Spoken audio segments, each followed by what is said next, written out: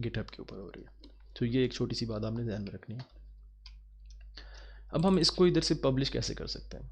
अगर कोई आम वेबसाइट होती है, फॉर एग्जांपल हमने सिंपल HTML और CSS के अंदर हमने वेबसाइट बनाई है, सही है।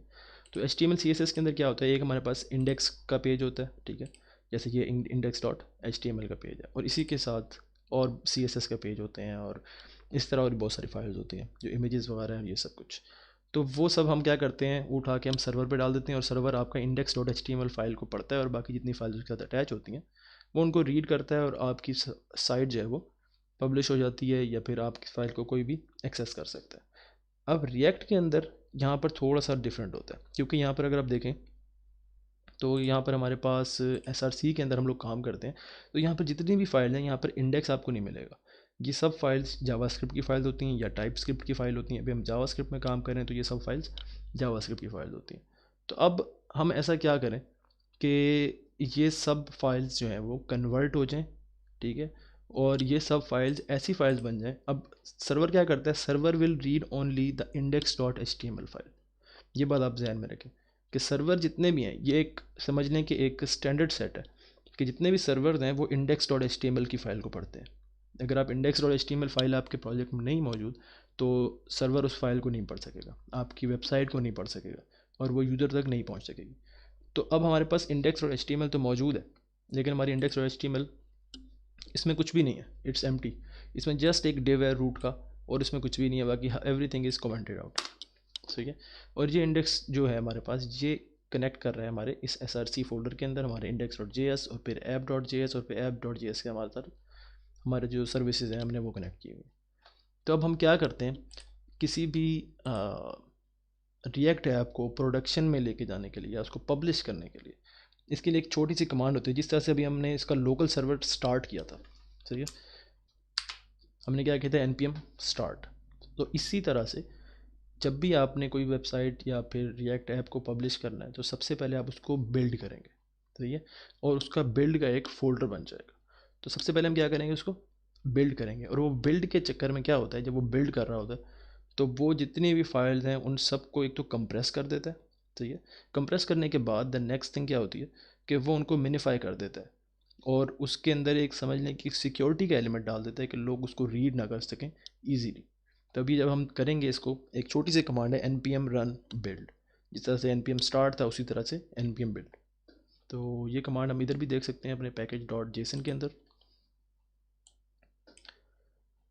ये भी कल मैंने आपको बताया कि package.json के अंदर कुछ स्क्रिप्ट्स जो हैं वो लिखी हुई होती हैं। अब ये देखें, यहाँ पर लिखा हुआ है बिल्ड।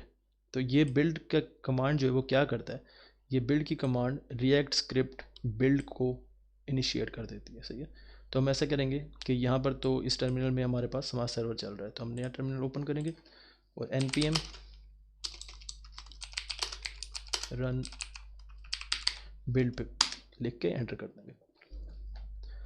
अब आप देखें यहाँ पर कोई बिल्ड का फोल्डर आपको अभी मौजूद नहीं है, ठीक है, और जैसे ही हम ये बिल्ड कंप्लीट होगा तो इधर बिल्ड का फोल्डर आ जाएगा। So we are waiting.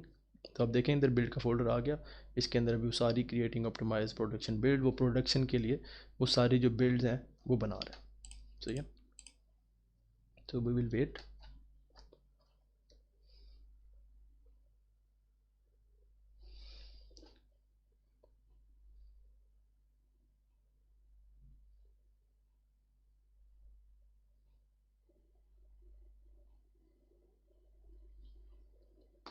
Let's see ji.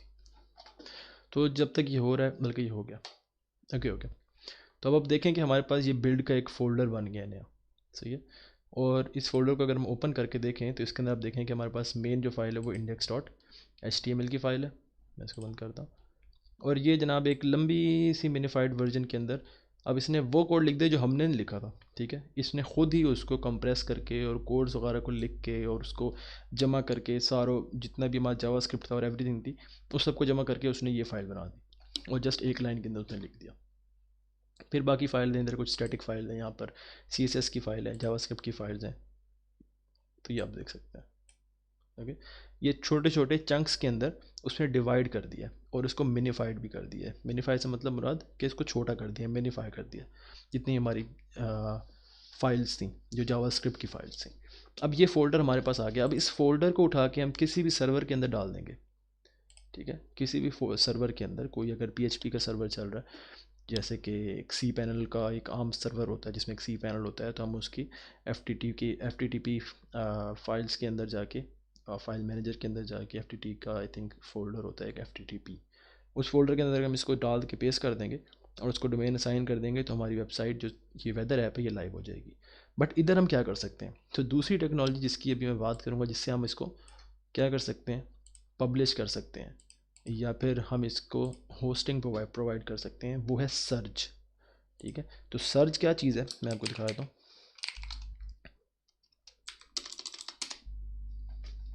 surge.sh, static web publishing for front end developers. सही है, आपको इसके मेन पेज पे ही जो है वो सारा कुछ समझ आ जाएगा कि क्या कर रहा है जी। स्टैटिक जितनी भी वेब पब्लिशिंग है for front end web developers, उसके लिए हम सर्ज को यूज़ करते हैं, ठीक हो गया। अब देखें इसके ऊपर इतने सारे प्रोजेक्ट्स जो हैं वो अभी तक डिप्लॉय हो चुके हैं, इतने सारे प्रोजेक्ट्स जो हैं वो पब्लिश्ड हैं, और ये इतने सारे प्रोजेक्ट्स हैं अभी इसके अंदर टोटल। तो ये इसमें थोड़ा सा इन्होंने तरीका बताया हुआ है कि क्यों, कैसे यूज़ करना है डिप्लॉय एनी इन 6 स्ट्रोक्स या 6 क्लिक्स के अंदर। जस्ट 6 आपने लिखना है, जस्ट सर्च लिखना है, दैट्स इट, एंटर करना है और आपकी वेबसाइट पब्लिश हो जाएगी, ठीक है। तो इसको करने का अब तरीका क्या है वो मैं आपको बताता हूँ। सबसे पहले हम मिनिमाइज़ करते हैं, और मिनिमाइज़ करने के बाद हम अपना कमांड लाइन ओपन कर लेते हैं यहीं से। अच्छा, एक तरीका और भी है कमांड लाइन को ओपन करने का, ये कुछ कैशे वगैरह है, इसको हम पुश कर देते हैं, कमिट कर देते हैं। कैश कभी भी कमिट करने के लिए, कोई भी चीज़ आपने कमिट करनी है तो उसके लिए आपको लिखना पड़ेगा, उस कमिट का नेम लिखना पड़ेगा कि इसमें आप क्या चीज़ आप कमिट कर रहे हैं, सही है। उसके बाद पुश करेंगे तो ये आपकी जो रेपो पड़ी हुई है गिटहब के ऊपर उसमें पब्लिश हो जाएगा। ये बात हम कल के लेक्चर में कर चुके हैं। अच्छा, अब हमने इधर से कमांड लाइन अगर ओपन करनी है अपने गिटहब डेस्कटॉप से, तो आपने क्या करना है, सेम वही कंट्रोल और लेमडा पे क्लिक कर देना है। आप कमांड लाइन डायरेक्टली भी ओपन कर सकते हैं, ये जस्ट इसकी एक शॉर्ट की है, कंट्रोल एंड लेमडा, स्केप के की के नीचे है बिल्कुल लेमडा। अब आप देखें तो हमने क्या करना है, हमारे पास जो बिल्ड का फोल्डर हमारे पास बना है, सही है, मैं आपको बिल्ड का फोल्डर दिखा दूँ साथ साथ। ये हमारा बिल्ड का फोल्डर है, हमने इस फोल्डर को सर्च के ऊपर पुश करना है, ठीक है, सर्च के ऊपर पुश करना है। तो अब उसका तरीका क्या है कि सबसे पहले तो आपने अपने विंडो के ऊपर या अपनी मशीन के ऊपर सर्च इंस्टॉल करनी है। सर्च इंस्टॉल करने का तरीका क्या है, सर्च इंस्टॉल करने के लिए आप लिखेंगे npm install -g और फिर सर्च, ठीक है। ये इसकी कमांड है सर्च को इंस्टॉल करने की। मैं एक बार कंफर्म भी कर लेता हूँ अगर मैं भूल नहीं रहा तो।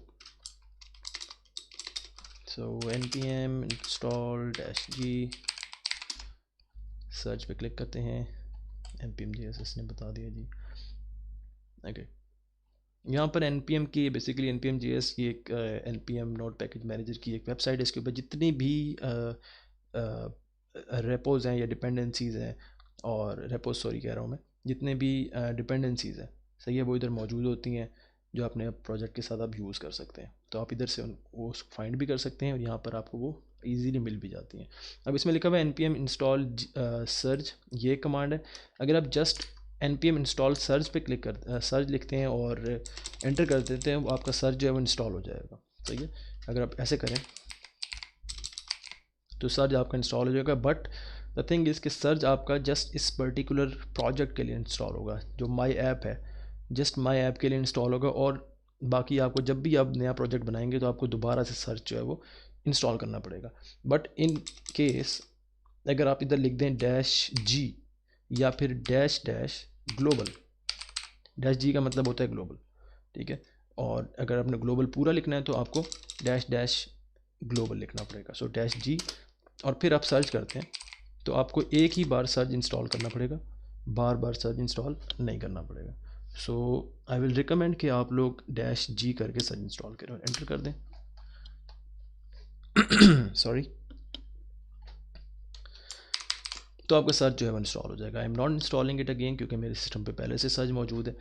अब आपने इंस्टॉल कर लिया सर्च इंस्टॉल करने के बाद आपने जो नेक्स्ट चीज़ करनी है, अच्छा, ये इंस्टॉल करने के लिए इट्स अ मस्ट ऑब्वियसली कि आपके पास नोड होना चाहिए, सही है। Node.js फर्स्ट लेक्चर में मैंने आपको सबको ये बताया था कि node JS is a must. तो npm जब भी आप लिख रहे हैं तो इसका मतलब आप नोड की बात कर रहे हैं, node package manager. Node package manager use करने के लिए आपके सिस्टम में नोड इंस्टॉल होना ज़रूरी है, नोड जेएस। तो सर्च हमने इंस्टॉल कर लिया। सर्च इंस्टॉल करने के बाद will take just I think 60 to 70 seconds. आपने सर्च इंस्टॉल करने के बाद अपने सर्च लिखना है, अपने अपने उस डायरेक्टरी में आ जाना है जहाँ पे आपका प्रोजेक्ट पड़ा हुआ है। तो हम माई ऐप के अंदर मौजूद हैं और हमने इधर कर दिया SUR सर्च, सर्च। सर्च पे क्लिक कर दिया। Now it will wait. और वो मुझे कह रहा है कि ये जनाब ईमेल एड्रेस है, तो इस पे जनाब चल रहे हैं। आप बताओ कि प्रोजेक्ट जो है वो आपका कौन सा है, आपने क्या चीज़ डिप्लॉय करनी है। अब वो मुझसे वो पाथ पूछ रहा है। अब मैंने माई ऐप नहीं डिप्लॉय करनी है, मैंने बिल्ड का फोल्डर डिप्लॉय करना है। सही है, तो I will give it the path build. सही है, माई ऐप और /बिल्ड मैं एंटर करूँगा। वो कह रही चीज़ ये डोमेन नेम है जो उसने बाय डिफ़ॉल्ट हमें दे दिया है।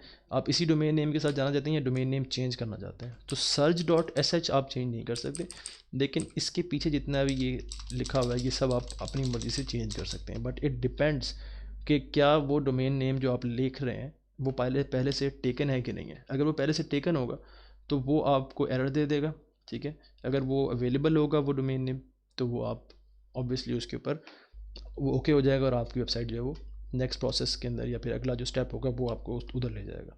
सो लेट्स सी, हम लिखते हैं इधर जनाब टेक्वा _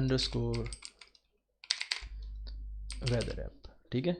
टेक्वा _ वेदर ऐप .search.sh मैंने ये डोमेन नेम इसमें डाल दिया और एंटर कर दिया। अब देखें ये अपलोड कर रहा है। सही है, अपलोडिंग, ये इसने अपने कंटेंट डिलीवरी नेटवर्क यानी CDN के अंदर ये चीज़ अपलोड कर दी। और अब ये मुझे बता रहा है कि पब्लिश्ड टू टेक्वा वेदर ऐप .search.sh। तो ये अब हम इसको पिक करते हैं, इधर से पिक कर लिया, कॉपी कर लिया और मैं इसको इधर पेस्ट करता हूँ और एंटर करता हूँ। तो अब आप देख सकते हैं कि इस डोमेन नेम के ऊपर हमारा जो वेदर ऐप है वो रन कर रही है। मैं इस डोमेन नेम को यहाँ पे क्लिक कर पेस्ट कर देता हूँ कमेंट्स में। अगर आप जितने मेरे व्यूअर्स हैं अभी या बाद में आने वाले जो भी लाइव मैच कह रहा हूँ, सॉरी, जो भी लाइव स्ट्रीम नहीं देख रहे हैं, तो वो बाद में भी अगर इस डोमेन को क्लिक करें तो हमारी ये वेबसाइट, ये वेदर ऐप इसी डोमेन पे आपको मिलेगी। तो आप जब भी इस डोमेन पे जाएंगे तो आप क्या कर सकते हैं, यहाँ पर आपको वेदर ऐप जो है वो पाएंगे हमारी। तो it was that simple, just 4-5 steps थे। सबसे पहले आपने क्या करना है, npm install -global सर्च। हमने सर्च इंस्टॉल कर लिया। उसके बाद आपने कमांड लिखनी है सर्च। आपने सर्च जैसी कमांड लिखी तो वो आपसे क्या पूछेगा कि आपने कौन सी डायरेक्टरी है जो आप पब्लिश कराना चाहते हैं। तो आप इसको बताओगे कि मैंने बिल्ड का फ़ोल्डर पब्लिश कराना है। और बिल्ड का फ़ोल्डर बनाने के लिए सबसे पहले आपको npm रन बिल्ड की कमांड यूज़ करनी पड़ेगी अपना प्रोजेक्ट बनाने के बाद। तो npm रन बिल्ड यूज़ कर लिया, बिल्ड का फ़ोल्डर आ गया हमारे पास। मैं आपको दिखा देता हूँ एक बार। ये देखें, ये हमारा बिल्ड का फ़ोल्डर है। हमने इस फोल्डर को पब्लिश कराना है। हमारा अब काम इन सब से कोई ताल्लुक़ नहीं है हमारा, ठीक है। हमने जो चीज़ पब्लिश करानी है वो ये चीज़ है। इसी के अंदर हमारी वेदर ऐप मौजूद है। उसको उसने कंप्रेस करके और मिनीफाई करके एक बिल्ड का फ़ोल्डर बना दिया। अब हमने क्या किया, हमने इसको बता दिया सर्च लिखने के बाद कि बिल्ड का फ़ोल्डर, ये वाला फ़ोल्डर आपने पब्लिश करना है।